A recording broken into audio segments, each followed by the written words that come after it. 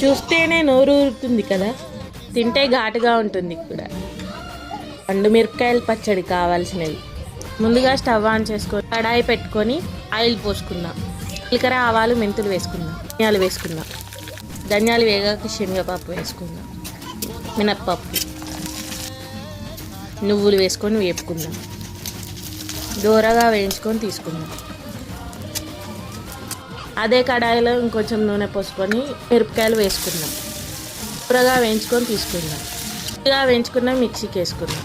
నిమ్మకాయ సైజ్ అంతా పండు వేసుకుందాం. చెడికి సరిపోయేంత ఉప్పు, మిరపకాయలు కూడా వేసుకొని మెత్తగా గ్రైండ్ చేసుకోవాలి. స్టవ్ ఆన్ చేసుకొని గిన్నె పెట్టి గిన్నె వేడయ్యాక 100 grams ఆయిల్ గిన్నె వేడయ్యింది. జీలకర్ర, ఆవాలు వేసుకుందాం.